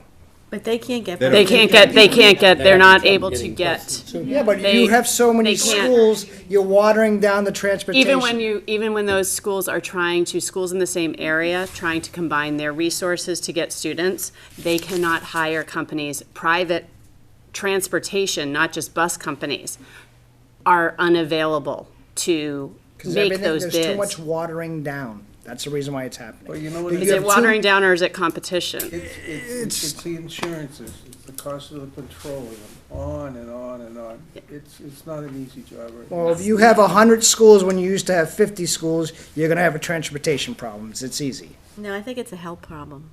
I don't think it's that. We're not gonna solve it tonight. No. Right, so moving on. And we can also go to That's your list the of why. things to solve. All of it. I'll get more work to do tonight. I'll have that Yeah, tomorrow. Is it tomorrow morning is 5:30? I'm not looking for it tomorrow. And by the way, I solved I the, walk by your desk and see you playing with Enable little the buses. bus. Oh, God. That's for at home. I call it bus, that's what we call it at home, bus bingo. I don't even look at the so- emails because I don't have anybody on the bus. so. The next line item there is our changes in facilities. The one item we're moving forward with is our contractual increase in the grounds maintenance contract. That was, we chatted about, unfortunately, one bidder came forward, and so we were forced to go there. The next item, what we're foregoing is the inflationary costs. We had initially proposed bumping up some of our maintenance items, particularly at the middle school, high school campus because of the aging facility, but not including that at this time. Changes in retirement insurance and fixed charges. Since the last iteration of this document that you saw, initially, I guess the progression, the initial documents included a 10% assumption for a medical insurance renewal, just to play that safe. Since that point in time, we found out at MMA that the trust average was 5.6%. Just found out the other day that we have a medical renewal of 4.01%, which was excellent. So that yielded $70,000 of savings. We're still waiting to hear about our dental renewal, where we do have significant participation in those dental plans. If that comes back at a greater savings, we could see some changes there as well. But that's now reflective of a 4.01% increase. Other items in that particular line are going to be our Essex Regional Retirement Insurance Bill, which I'm sure you all are seeing increases to as well. Changes in tuitions, that's going to be a net of a couple items, choice out and charter school out. You'll see the last item in that category is school choice receiving shortfall. We discussed this at the last meeting where we always try to stay in. We always have the goal of staying in equilibrium with school choice, students coming in versus school students going out. Unfortunately, over the last year, that equilibrium has gone unbalanced. There are 85 students who are currently choicing into our district, 110 are going out. Of note, of that 110, 13 are associated with the online school TECA, but still we just received the newest updated rosters in early January, so all those students who we have never seen before, who all of a sudden showed up on the roster of, maybe they moved in from another community and just immediately choiced out, but regardless, we're investigating those to make sure that they're legitimate. so just to confirm how that works, I think we've talked about this before, but if someone lives in Amesbury and moves next door to Salisbury, and Amesbury schools say, yes, you can stay here, we'll take you on choice, all of a sudden, we just get the bill for that student. Same happens for us, if a student moves out and the family says, we'd love to transport our kids back, we go through a process and formally accept them, and then we get the choice money back in for those students. So an abnormally large number of names we've never seen before that were popping up on the roster, so. You said last meeting, it was a lot of Newburyport, though. Say again? A lot of them going into Newburyport. A A lot of kids moving from Newburyport and choicing and staying in Newburyport, you said last meeting, right? I think it's just, I might have been using Newburyport as an You example. said that was the highest number last meeting. Pretty sure you said that. That was a misspeak if I did. I don't have a breakdown of the numbers, but I don't believe it's I think the Newburyport. biggest number was the TECA school. TECA was, TECA. yeah, the biggest by far. Yeah. What's TECA? It's online. It's a Oh, virtual online school. only? Yeah. I'm not thinking that's really great. Virtual. I think there is a unique student where that makes the perfect amount of sense. It's a unique student, It's and not in as large many as- number. Right, it's not as many as it is. It's not I think there's a few thousand kids in the school now. So it is a actual Massachusetts public school. So you think this number will kind of stay consistent? Choices to. Oh, I think that'll keep growing. I think it'll grow. For us, I think the school will keep growing, yeah, Really? yeah. It's $5,000 to cost the school to move up to Choice Health I think there's, You go to I mean, there's just online. families that are saying it's easier and the school accepts for them. the school. Yeah. I think social anxiety too, there's a lot of kids that are, yes, basically, Yeah. yeah. It's a lot bigger about the families that chose to homeschool but aren't equipped to do it long term. The being home piece worked out really well, but the schooling part didn't. Tech is a great option. Some students really thrive, and a unique, very small population of students did thrive there. And as that gets out, like, oh, you know, it worked for my son or daughter, you know, it worked for my child, other people will grow interested and kind of try it out. And there, as to Nurse's point, there's a lot of social anxiety. There's a lot of things where families are like, I can fix this now. Whereas before, they were just trying to manage that weight.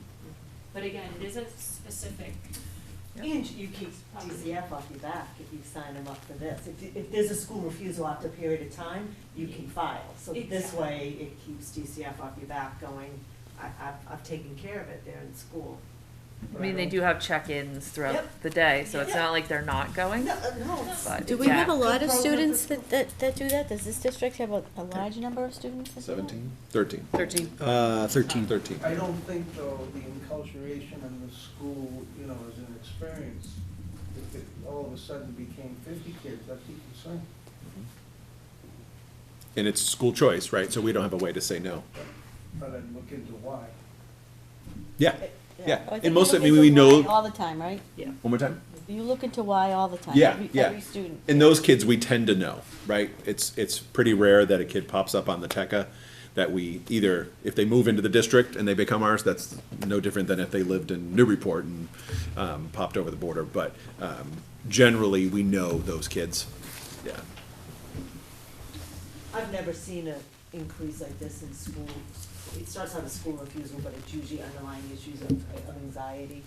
And kids are just, I mean, 20 years ago, I never saw that. Now I have at least a couple of referrals I get a year for kids who just aren't going to school, and we'll work with parents. And then eventually, when DCF has been involved and they're like, I can't do this anymore, they find out other options, so. and But there's that, more but at people least, now, at least too. they had that help on that intermediary you. Now they can just say, I'll just go to TECA. Correct. Right. That Because to me there's a- is not particularly healthy. But I don't think some kids would ever get to Ronnie. Exactly, that's what I If was they're gonna not, say. they only get to me if they're on an IEP already. Yeah, so- Right. there's a harder path that Right. that population takes in public school where they physically are unable to enter the building. They work with everyone available to them, their parents are usually heavily involved. And it can be traumatizing for those students because they're just not fitting, but they don't qualify to meet someone like Ronnie in an additive. It's tough. It's a road. Yeah, and we have the LIFT program at the high school, so that's, I think there's less than a dozen kids involved with that right now, but there's a full-time teacher and a full-time clinical social worker. And that is a short-term program for those kids, so they don't end up just saying, I can't come to school, so the Is it first. that or a step down from hospital? Is it both? It's both, yeah, so it's any school refusal. So the idea is, the goal is 12 weeks, right? So the first is get them over the threshold, so to not give in to the anxiety and say you're not going to school, fine, just get in. We have a separate entrance, right, just get on the campus. And then it's be there for an hour, and then it's baby stepping back. And it works, for the majority of kids it works. Sometimes, those are the kids where you're like, you know what, let's do this. I think the best thing for you is a TECA. And again, it's not a referral, it's not an IEP, it's just they register with the program, so. Which is probably cheaper if it's not an IEP, because then you don't have Yeah. to provide grid services, so, in addition to that. Yep. The last two items cover in this category, so the steps and COLAs for all employees, and then the column movement for teachers and IAs. within these figures are both exact numbers as well as estimates, because we are currently in negotiations with our teachers and instructional assistants. So we have estimates there of where we'll land. That is on, obviously, a large number. Jumping on to the third page, student services, I'll kind of group together the themes here. So ETCs and social workers at the top. This was presented as a high need by the Director of Student Services, but not a must-do. Again, the benefits we would see from these positions are certainly there, but unfortunately, at this point, we haven't moved forward with them. The speech and language therapist and the registered behavioral technician, also referred to as an RBT. If you look at those two lines and then the contracted services line, which has a savings of $144,000, currently we're outsourcing those two roles to a third party. The $144,800 you see there, those are the existing line items for those services within the contracted services line. We're supplementing that currently with ESSER grant funding because the needs are so strong. However, if we fund these two positions, the RBT and the speech and language therapist, we'll see a savings there by having the position in-house, and those needs aren't going away. So that's why we have those there. The other positions, like I said, they were presented as certainly high needs by our director, but just moving forward with the must-dos at this point. The summer programming, we've seen a significant uptick in the need there. That $106,000 will match the operating costs we've seen. Is that ESY on grid services, or is that other summer programs, like SES used to have a summer program that wasn't ESY? Great All question. ESY program or tutoring but ESY not. That is an IEP-driven program. Thanks for mentioning that. The special education transportation line, we'll see an uptick there. Just the theme we've been seeing is increased cost, increased use. The large item for tuitions, I believe we spoke at the last meeting, the $911,000. That's financially our worst case what if of students who may go out of district. Built into that 911 is one placement of $540,000 that we're still waiting to hear back about. We have pulled this off the table at this point because of what I'll say is an alternative funding plan for this line. First is this tuition line is so susceptible to variability because of students who may need to go out, placed out, but they may not. We may have students move in and out of district. Also built in here is because there's state legislation where if your special ed out-of-district costs increase by 25% over the prior year, it qualifies you for extraordinary relief. So under this premise of $911,000, we would potentially receive an additional $300,000 or $400,000 of revenue. And then we also have reserves on hand where we could tap into if need be. So where this line item has so much variability, we have those reserves and revenue sources available. We've decided to just move forward with that path rather than include it in the operating budget. Little quirky there, so certainly take any questions. But So that's still a possibility. it's a very real possibility, but we feel confident we will not have to include any of that $911,000 in the God bless operating you. budget this year. But that also means that we're taking funding that we had set aside, that we're gonna utilize that funding, and then having to figure out a way to refund it back in to make sure that we're, Yeah, where are you gonna get it set aside where? So we have the circuit breaker revolving fund. Yeah. We have 1.1 million. The state by statute says you should have 1 year's worth of revenue in that fund. We finally gotten to that point. So we'll. Last year. We've been trying for figures. 18 years. Yeah. We finally have it. So when we tap into that reserve, some of these students may be in the 18 to 22 program. So where you spend the money and then you get the reimbursement from the state, ultimately, once that student once we stop paying for those tuitions, we get the reimbursement the year after with no cost to offset it. So we would have that opportunity to replenish our reserves. Okay. And where in this structure, there are some students under that type of circumstance, we feel we could replenish that reserve within the next few years. The one student who is I would say essentially adding 540,000 is in a residential program, obviously, is 20 years old, right? So right up front, okay. we They only have know 1 year left. that cost, when it gets reimbursed at the 75%, if it would only be 1 year, or if it was 2 years, that year where he ages out, that money would come in for the circuit breaker. It may not restore it back to where it is, but over time, it would likely replenish itself. Why isn't there a cost share on that for DDS? Still working on it. Okay. Just moved into town, so, and it's in upstate York, so, I mean, yeah. So, as things should be cost shared, like DDS, TCF, all these, you take care of residential, we take care of the academic.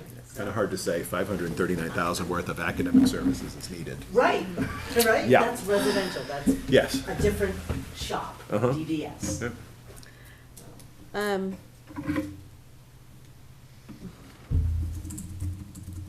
State circuit breaker funding, Yep.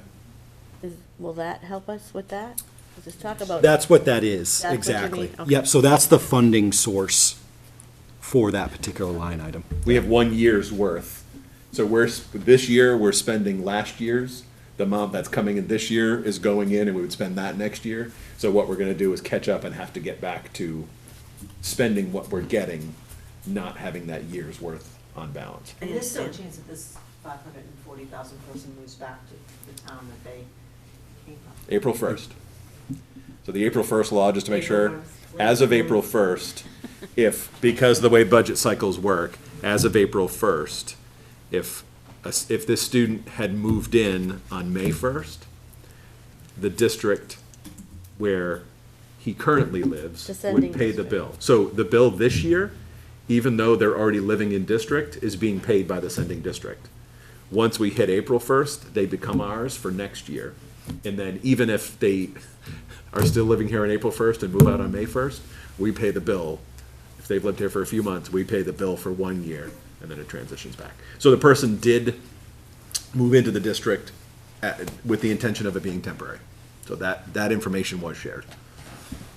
Temporary as in before April 1st, you don't know that? We don't know. Temporary is hoping to move back to where they were previously And living, McKinney-Vento doesn't, not homeless. if it's temporary, okay, whatever, it's personal stuff, I'm not gonna ask. Yeah, no, if you where have, it's going. yeah, if you have a property, if you're renting and, you're living in an apartment rented, you're not homeless, which is true. Yeah, unless it's not a year-long lease. If it's just a. Few a months. Like tenant 8 at months, will, yeah. Tenant at will, it's still considered homeless. Not necessarily, Okay. yeah. But I thought for McKinney-Vento purposes it was, where you Yeah, had to, that was- you had to stay there, like, for the summer rentals. Yeah. Yeah, it's, That's how Salisbury got screwed all those years Mm-hmm. because McKinney-Vento, like, yeah, Yeah. so. we have looked into that, and at this point, Okay, I we trust that you we will have. keep looking, right, turning every stone, because if it That's a lot doesn't. of money. Uh-huh, yes, worth a few legal dollars to confirm that. Brian, point of interest, and it's probably because I never thought about it before, but I'm sure I'm not the only one, and I wanna know I heard it right. Mhm. So our responsibility exists till that student is 21? 22 years old. So currently 20, would be 21 into next year. Did that come out of some, child left behind? So that is the age when a child turns 22, they transfer to adult services. DDS. DDS. Probably the That's, student. that's a lift. Yeah, so that's all, like that, we have students who remain in our program without a diploma. We have an 18 to 22 program, so they can continue with us for 4 more years, and then they transition. So we have our own in-district 18 to 22, primarily vocational programming, fabulous teacher. If this is televised, I bet that will be a surprise for a lot of people. It definitely would be. Yeah. But that's been that way for Yeah. years. Yeah, forever. It's an IEP. To you it is. But they might not, yeah, right, they might not understand it, yeah. That's That's a That shock. hasn't changed in well over. Yeah, that's, Decade and a half. I think More that's than that, ID, 2 I think that's IDEA. Yeah. I don't even think that's a That's the idea. state. I think it was the same age when I was younger, when I Yeah, was in school, so. It's been. There's certainly been I more don't and know more what's my goal, students. but it's been- Yeah, there's certainly more and more students qualifying and remaining on services. How many are in there anyway? Our current 18 to 22 program, I would guess 9 or 10, if I were guessing right now. Maybe a few less than that.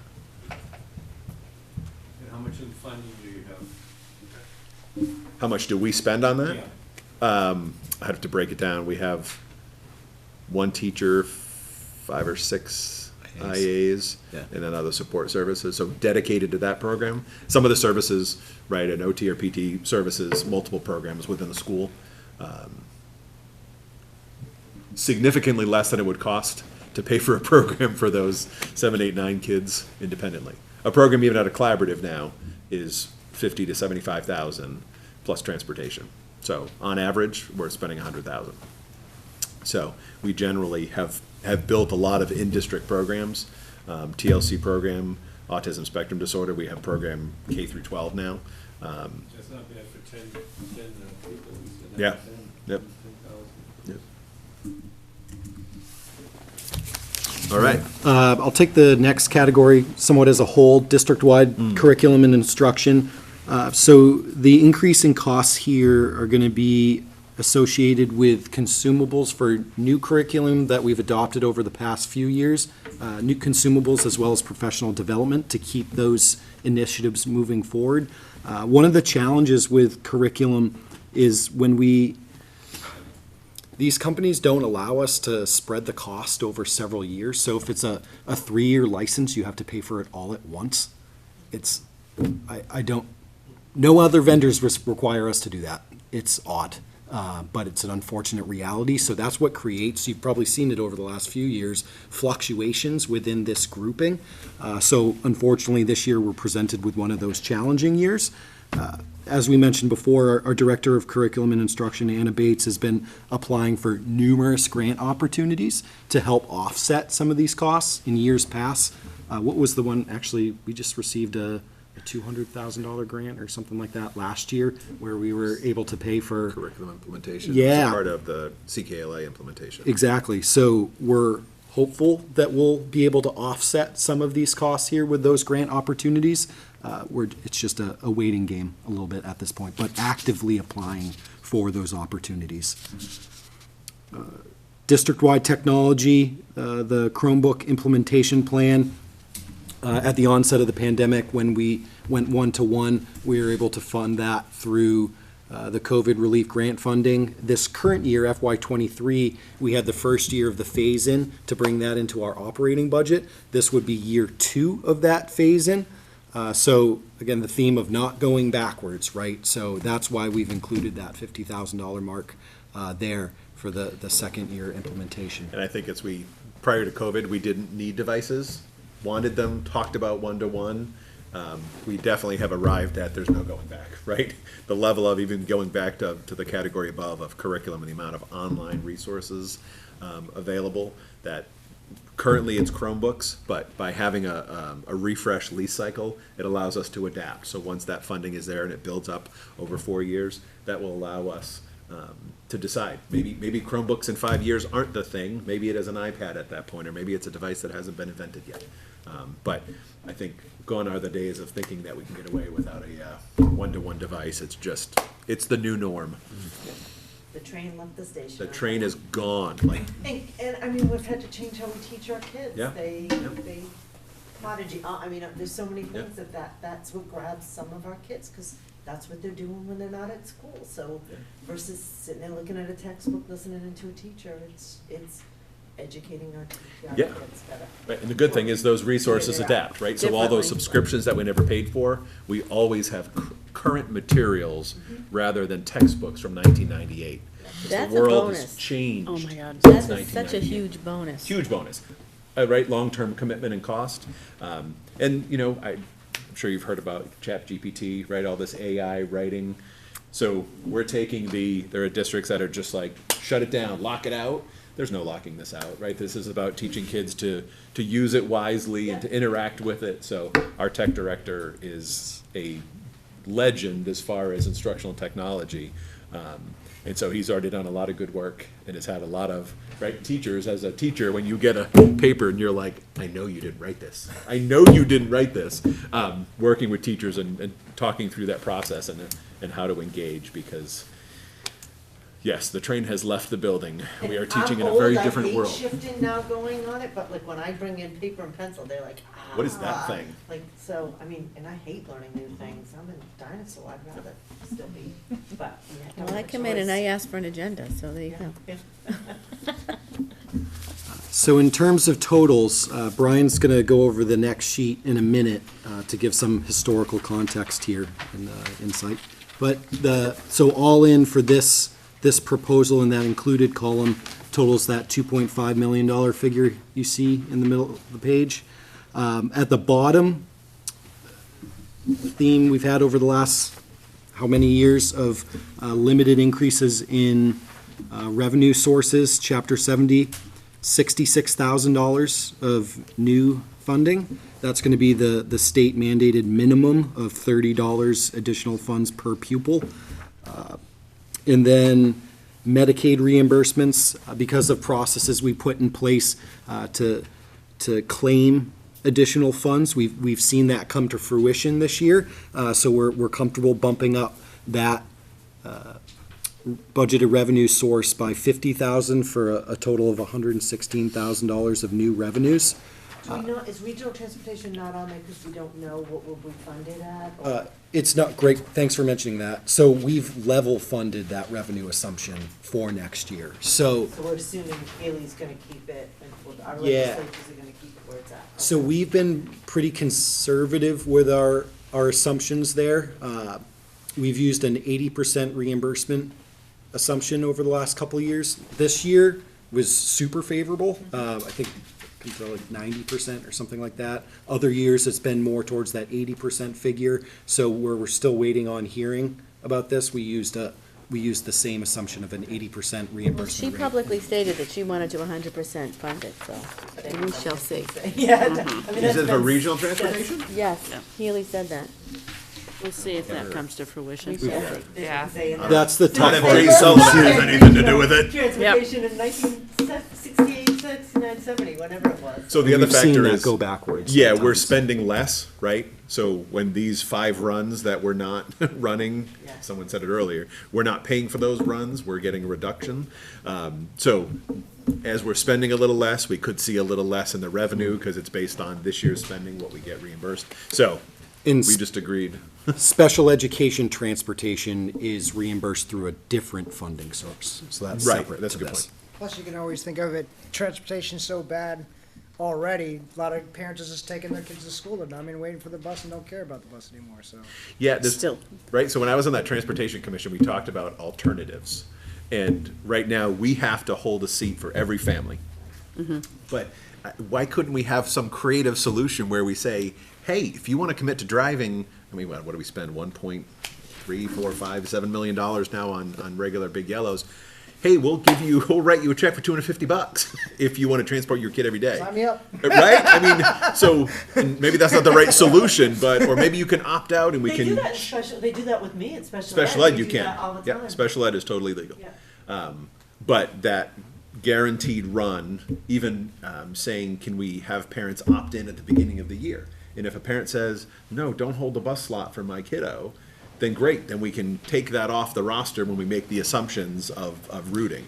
So Didn't you it's, do that one time? we can't, no. But because it's regional, so Amesbury and Newburyport can do that because Because they they're not charge, regional. because it's not regional, so they can charge parents, so parents are Oh, like, yeah. oh, I don't wanna pay. Yeah. So that's always been our argument with regional agreement is, like, if you're dealing with a single town or single city, you can charge, I mean, I don't know what Newburyport pays, Amesbury pays, those Yeah. parents pay. Yeah, they for the do that, kids to because ride I the know bus. my We can't do that. But When they my charge kids were for young, my anybody brother, he used to outside pay, of, mile and hey, a he half. had to write a check to put They his have kids on the bus bus. through In six Winchester. outside What 2 do you miles. mean? And a It's lot all of our Once you families get to high are school, way you can beyond charge a fee. about mile and a half. Inside 2 miles for elementary Yeah. school, you can charge a fee. Yeah, so they don't get Then regional municipal transportation districts. reimbursement. And I So think Ames we get pays 900,000 from the state, so they remind you of that. 50. I think they're 200 with a 300 family cap right now, something like I that. didn't say that on camera. So next, do you want to give some context on these totals there? The 2.5? The 2 point, yeah, so I think, and it doesn't match, because I did this the day before, this was, this was adjusted yesterday, literally right before our school committee meeting. So, I put together just some history of our assessment increases, our operating increases, as well as our aggregate assessment increases over the last, I guess this is 15 years, right? Or 12 years. So you go back to 2012, the aggregate operating increase was 710,000. Net increase to the towns was 614. 2013, 721,000. Aggregate increase of 669. 2014 was a wild year. It was only increased by 218,000. 148,000 increase net assessment to the member towns. And then 2015 since, we've been on the rise. 2018 was an anomaly. That was actually the year, those who've been around, we actually changed, we used to budget retiree medical as an expense and then as a revenue. Now it's just the offset difference is budgeted. So that falsely deflated the actual increase, but that 904,000 aggregate assessment is in line. And then since, 2019, 2020, 2021, we were inching up 1.7, roughly 1.7, and then close to $2 million increase with the assessment, aggregate increase assessment to towns at 1.6, almost then 1.7, and then almost 1.9 in 2021. Again, that's the aggregate, not individual towns. We had a couple good years, right? During the pandemic, we had other money offsets.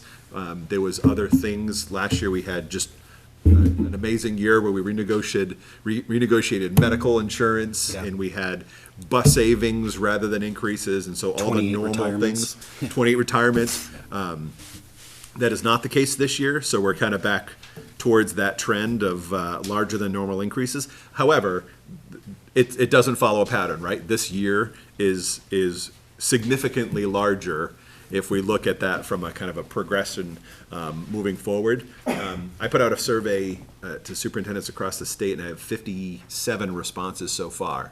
And the question was, are you needing an override in your town for level services? Because in essence, this is level services. There's a couple things strategically we've put in, but largely this is a level services budget, and it's just north of 50% have said yes. In order to have level services next year, we require an override. So that is not to say I nor the committee are going to say we should be moving forward with an override.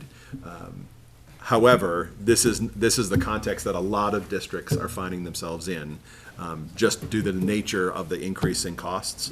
So you can see this year, right now, we're looking at, again, it's slightly higher. It came down a little bit. So roughly that 2.5 million, and it nets an aggregate assessment to the towns of roughly $2.4 million. So the challenge this year, acknowledging that that's high, right, and we're going to continue to work to bring that down. The second piece is we cannot give you your assessments until the governor releases her budget. So she promised, in the same speech, she was promising regional transportation at 100, so maybe we hold her to both, that we would have, local aid would be released prior to her filing the budget on March 1st. I was saying this last night, hopefully before March 1st is maybe next week sometime and not on February 28th. But until we get, and you all know this, until we get the minimum local contributions and our foundation enrollment, we can't calculate what your assessment is. So we contracted with Mass Association of Regional Schools and Julie Kelly and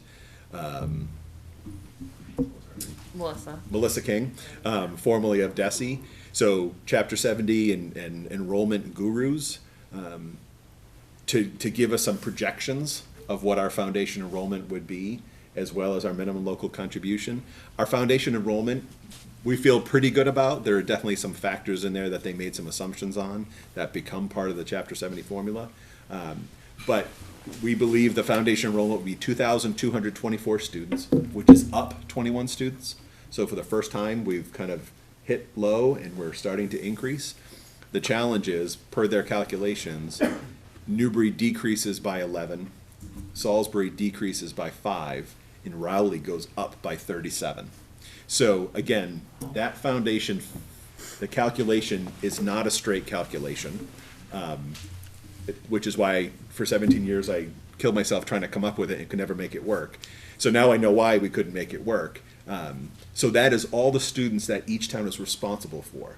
So that's students who, if a student lives in Newbury in choices to Amesbury, that student is in the foundation enrollment for the town of Newbury. If there's a student who's placed out in an out-of-district placement through Triton and lives in Rowley, that's a Rowley student. So it's all the students who reside within the town that the town is responsible for. So we know it's going to create a swing, and so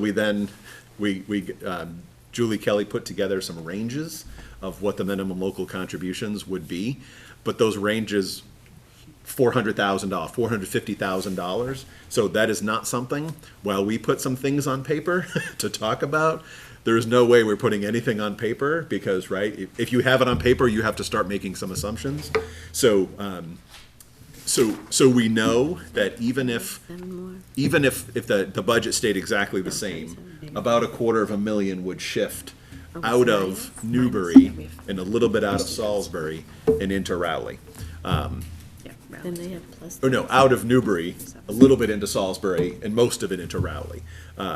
So right off the bat, Rowley's probably starting with a $200,000 bill, just for no increase whatsoever. It's a challenge because the committee has put off voting the tentative budget as long as possible. So they're meeting remotely next Thursday at 4 o'clock. So that still gives us Friday to figure it, finalize it and get it off to you all. But hopefully we'll have the figures from the governor. Again, do we want to see the Chapter 70 figures? Of course we do. Maybe there's a miracle in there. It's probably not a miracle. There's probably about $68,000 because we get $30 per pupil.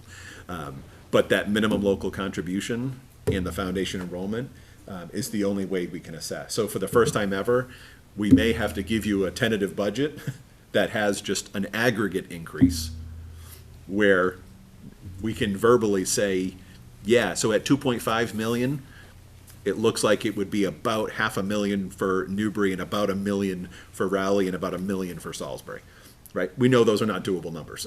So, but until we can put that on paper and actually see what they are, the tentative assessment is likely going to be, hopefully not, right? Hopefully we get numbers next week, but the tentative budget might be the first time where we have everything looks the same, except for when you get down to those assessments, that we can't calculate what each town would owe in that scenario. So the other thing is our excess and deficiency was certified at 1.1 million. Mm-hmm. We took 500 of that to put into stabilization along with ESSER money that we've been talking about for several months. But we will use 90 of that to offset the stadium assessment. Anytime we get an E&D certification over 500,000, we take 90, at least 590, we take 90 and put that towards reducing the stadium assessment. So again, we can show that. We can show that here's the assessment, minus 90, here's the aggregate assessment, but we can't tell you what your breakdown is, even for the stadium assessment, because that's based on foundation enrollment. Brian, why did you choose 90? What's the significance of choosing 90? For the stadium? Yeah. That was negotiations way back in probably 2015, I would say, right? So the stadium came online in the fall of 16. So originally that was gonna be a private funded, Triton Education Foundation was gonna fund it. Ultimately, we went to the towns and the town said, yes, let's do this together. But we're concerned about the cost. We originally anticipated that we would rent the stadium a lot and get proceeds. Just so happened that by the time we built it, everyone else built their own, and so no one wants it anymore.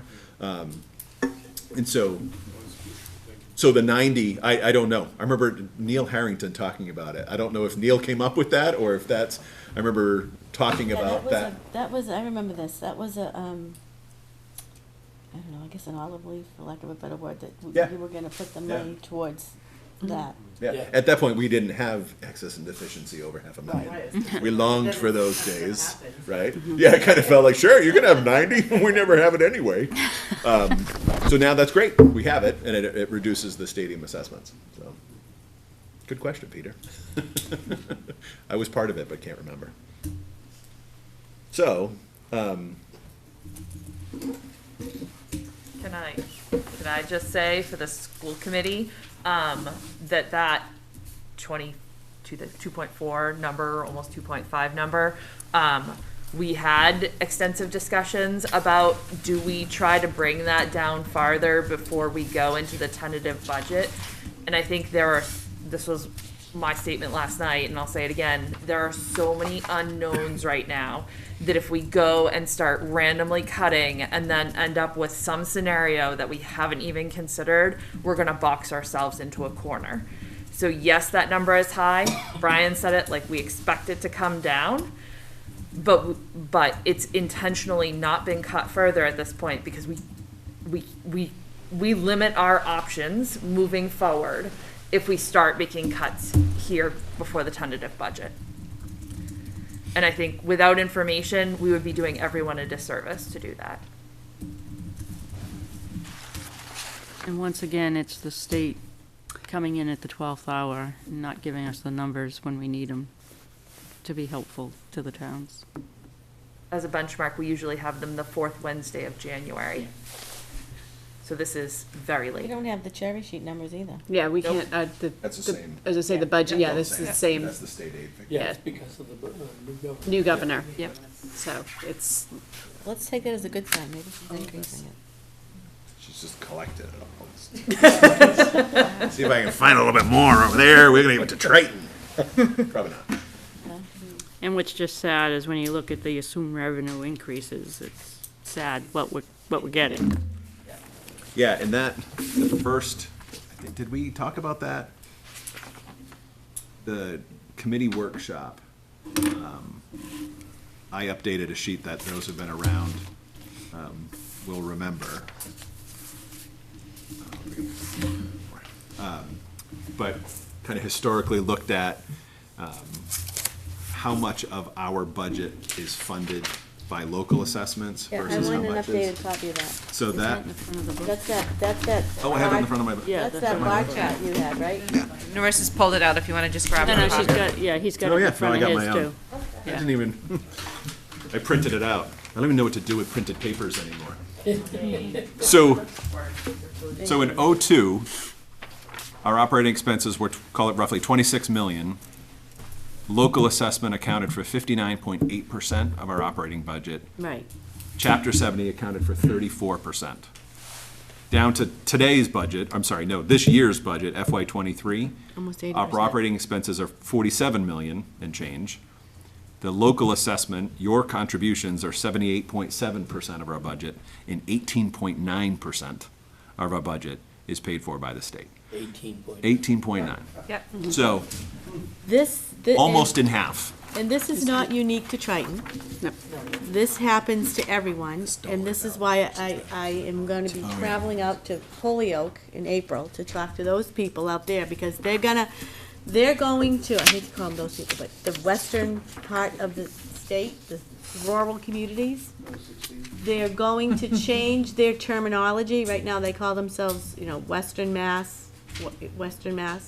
They're changing it to rural, because there's a definite need, based on what Brian just showed here, of rural communities, and the Student Opportunity Act left us out. They're aware of that. The legislature is aware of that. And so we need to just keep banding together between this small pocket we have up here. The only way the Northeast has any chance of getting any ear at all is to band with the Cape and the Islands and the Berkshires and the western part of the state. There's communities out there. There was a woman I was talking to that told me that they don't even have broadband. Their kids have to drive up to the parents drive the kids to the library, wait for it to open so they can go in and download their homework assignments. This is not Appalachia. This is Massachusetts. So, I mean, there's a definite need there, and the governor, from what I heard her say at the MMA meeting, we're aware of this, and they expect this millionaire's tax to go towards public education, but this is unsustainable. It's unsustainable for anybody.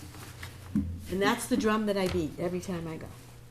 Melissa Greco from the town of Newbury, can I talk about this? And I hold this up. Does anyone figure, hear that word, affluent community, where that range, where is Newbury in that range? Are we in the top, the middle? Very high. Yeah. Are we high? I can say you're very high. Yes. Rowley is actually the lowest. No, I'm talking Triton, Oh, Triton in general? because they throw us into that Triton is an affluent.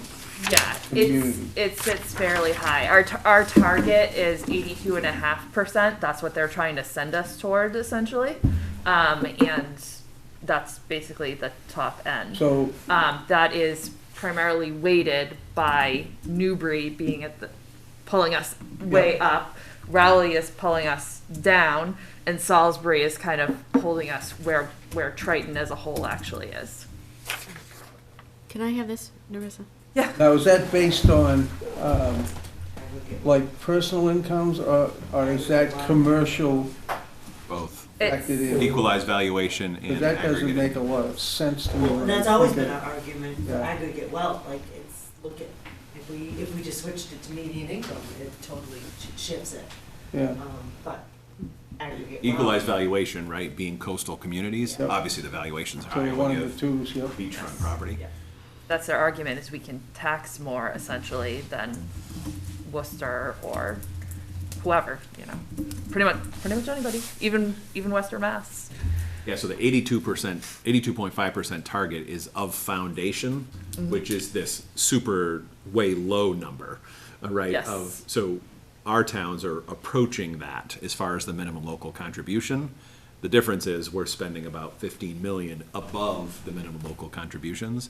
And if you come through the schools, there's nothing lavish that's being funded in our schools. We're not new. Yeah, No. right, No. yeah. Solid, good, right, good programming, But good I will class say, sizes. like, even compared, you would not believe when you walk into a school in some places in Western Mass where they do not have broadband and they have art in a cart because there is no art classroom and there is no art teacher. So someone comes through, often a volunteer, and wheels in a cart with art supplies on it. And they have that session maybe once a week in their classroom, and that's what they have.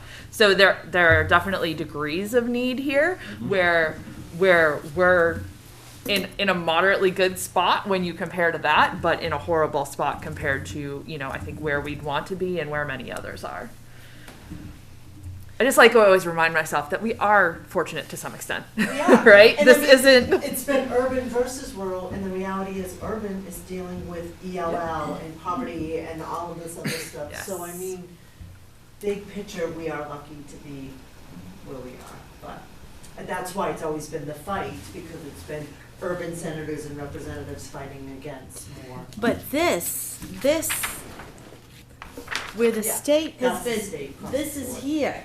This has been the state funding it when, and if, I would like to see one of these bar charts for perhaps Worcester. It's gonna or look- Springfield. It's gonna look what you'd like ours to look like. Yeah. Right.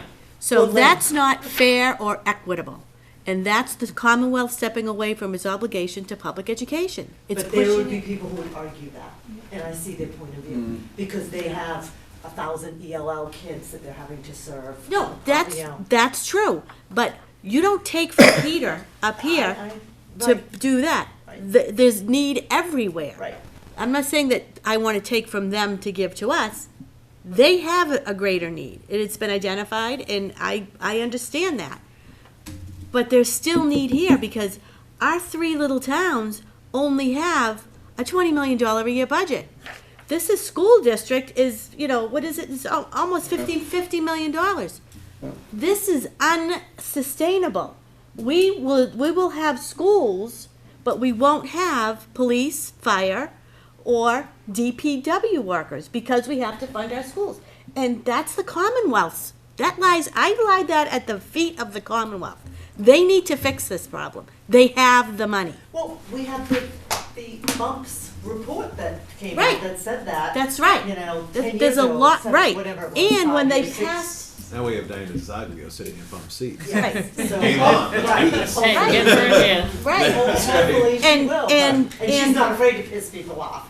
Bump was afraid to piss That, people we off. have well documented, yes. no, Diana will push this, but Right. she, But I mean, Bump had proof on that. She had Right. a report. And that they Senator presented. Lewis, right, Senator Lewis has a loud voice, right, on the Education Committee, and he has filed legislation, he filed it again last year, of changing different factors. Dave Vertolino. It's filed again this year as well. Did he refile it? Yes. He's like Acton Boxbar, he's a regent, but old Masbo guy, and he emailed me the other day, he's got these 3 points, and it's changing these factors within the formula that would benefit everyone, so it's gonna take some creativity, because when you listen to Senator Chang Diaz talk about the needs Thank God she wasn't in there. Roxbury and Lynn, right? How do you not say, oh my gosh, yes, the need is there when kids are driving up to the top of the mountain to get a cell signal to do homework, right? That is not where we are, nor are we urban and the needs they have there. But it's not that we don't have needs. Right. Our needs are not as great, but to lay it all at the feet of the taxpayers with a 2.5 levy capacity. that Right. Even if you wanted to, you couldn't get past. Right. Easily. That's a problem, so. right. So there is movement, and I think when we had Senator Lewis up here during the whole SOA discussion, when he came up, right, that was our mantra was, this is a beginning, right? The SOA in putting more money into the formula is a good start, but it hasn't fixed the formula. The formula needs to be changed. And they have a Triton effect slide in there, don't they? You put- They did, yeah. Yeah. Yep. So they're aware of it. We just gotta keep reminding them. But it's also, I'll never forget when Bruce came, probably, what was it, 3-4 years ago, longer now, and had the discussion, and I really realized what the state contributes to education, It's nothing. and it was pretty scary. Right, but they're gonna change that, cause they just passed all this Oh, tax rate. good. It's We won't supposed to see any be for of it. public education and public Cornflakes had transportation, stale. but we'll. Your cornflakes are- I've never heard that one, Mr. Walker. I like that. I don't believe education's gonna be funded at a high rate. No. Does No, anybody it's else not. have any other questions? Was that a question? Sorry. No, that was me. Okay. Miss Stouty, you have a question? I was like, wow, she's never raised her. Sorry to embarrass you. So the next meeting is March 23rd. Yeah, and speaking of state representation, so we talked with the committee last night. We are going to invite, Oh, it's in Salisbury. so we were going to suggest moving it to the high school because I think it's going to be a big crew, Right. right? So if we have, new Representative Shand, I'm assuming she'll come with an 8 or 2. Representative Kasner will come with an 8 or 2. Senator Tarr, Lieutenant Governor I'm gonna Driscoll. push hard to get the lieutenant governor. We're gonna try and get her there, and I'm sure she comes with an entourage. And so hopefully, we then, Senator Tarr. yep, Senator Tarr and his entourage. Will it be in the library or somewhere else? So I think that was the discussion. So Salisbury was scheduled to host. I think there could be 10 to 15 of them. That's And all hopefully you- then, there's good representation from all our boards to Whatever come. those people should be at Triton, so they So. should see it. Yeah. They can take them on a tour, A little tour. Yes. Hopefully Yeah. it's Dear pouring. They should see the and school. they Go can to see that the leaks. corner so they can get rained on. Bring that student into Kristen Kasner. Casner. Yep, so Exactly. she's- Yep, so I have a connection with her, Bump the so. sprinkler head off. Good. and So her with the aide. redistricting, because we used to have 5 people fighting for it. So with the district redistricting, we only have 3 Three. now, right? Yeah. This is one of the problems, when they redistricted, rural communities been lost a lot of their worse representation. on We used education to have in the numbers state. before that were unbelievable, just numbers, like we worse. literally had over half of the senators at one point. They And now I believe we're down public to like social programs, they 13 or spend more on 14 of them. anything, and some was double. Versus 22, I wanna say. Which only works if you have, But it's because of things like this. We used to have 2. doesn't matter. Now we have 1. So, Mr. Walker. That's what we spend on money on. Yes, so So Salisbury, just so keep it at 2.5 million? Is that enough? Biggest spendings in Massachusetts. So the next meeting Yeah. is Okay. March 23rd, at 6:30. then it goes to our voters. It's It only doesn't one even of go to two us, it goes to states our in the whole voters. country. It's a no-brainer. I was just gonna say, I'm not sure I'm comfortable with leaving it until the 23rd because that's after the Really? final They say they budget. care And I about kids, they don't feel like give a there should shit be a about it. conversation in between. Yeah. What's it? Leaving it to the 23rd? The budget? The DCC meeting, the next DCC meeting, is currently after we vote the final budget. March, what? That's what we're talking about. March The 23rd. 23rd, nurse, you wanna move it, you wanna add one in between? I would suggest that, just because we literally do not have the governor's budget, have not talked about assessments, have not talked about, you know, kind of the process in between, like, we're sitting, waiting, and that's where we're going into our tentative budget, and then there's nothing in between. So What's if- the latest that we've, you know, with the formation of the warrant things, what's the latest we've kind of had the figures from the schools so far? So We we, had them by now, I tried to. I mean, we've had a year. Tentative? Late, but what? yeah, so by March 15th, we certify it to you, So. the final It's budget. gonna happen again this year. Yeah, so we Right, have, good. after the school committee meets to vote a tentative budget next week, school Our town- vacation, Our town meeting is not, you know, it's yeah. happening. Yeah, so there's a public Yeah. hearing on the budget on the 1st, and then the committee meets on the 8th to have another discussion, formative discussion. So we have- And then they come together on the 15th to Votes for finalize the it. warrant. So it would probably make Either the sense to have the 328 meeting or- with the towns after the Or hearing, 4-4. but before the 8th. So either. Because on the 8th, you're gonna have to give us So we either have the end of the relatively month or final 4-4. guidance, so that we can bring to you on the 15th a package to vote on. The 15th of March? So I'm saying the 2nd of March would Final. be, if we stay with a Thursday. We have to be done, we're supposed to have it certified to you by the 15th. We're meeting on the 15th, so we're gonna fudge that and get it to you the next morning. Hearing no, Or at 10 PM at night. or we'll No. visit, yeah. Do not volunteer Kyle for that. Yeah, Oh, Come on. Gotta be up for the bus call. We, maybe he'll pull an all-nighter. so the 2nd. with a new baby. I got a 2-month-old, Exactly. I'm up all night. You say March 2nd. So do we wanna, Yeah, Yeah. yeah, thank you. so do we wanna move it, the Boy, DCC meeting to March 2nd so that we can have discussions? Because you'll have the numbers by then. We will definitely have the governor's numbers, because by statute, it's, So rather than move it, why don't we have it, add a second one? Keep the one on the 20. so we could have a one in Salisbury on the 2nd, and then schedule the 23rd with all the state reps at Triton. Okay. Can you take care of Yep. getting it at Salisbury? So March 2nd. March 2nd at 6:30 in Salisbury. And then we'll have My dad's birthday. state reps Only on by the the- 23rd at Triton. March 2nd. So that would be, right, that would be March, my gosh, this is happening quick this year, without any information. March 2nd would be after the public hearing. That would be the last discussion that you have with the school committee before they meet the following week to say, Kyle and Brian, this is the number we want to go with in the final budget package. So, come ready to commit, Mr. And Walker. we're making their hard date of March 23rd. That's our hard date, right? March 23rd is when our State state legislators. legislators will come to Triton. March 2nd is, the towns will have the, No, I just want to make sure it's the 23rd, I can plug it in, so. Yeah, 23rd is definitive, that'll and be. March 2nd in Salisbury. Meeting this Tuesday. The 14th, yeah.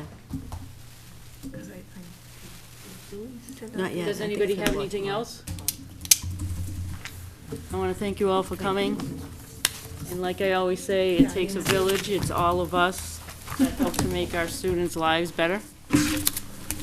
Have a nice evening. Thank you, everyone.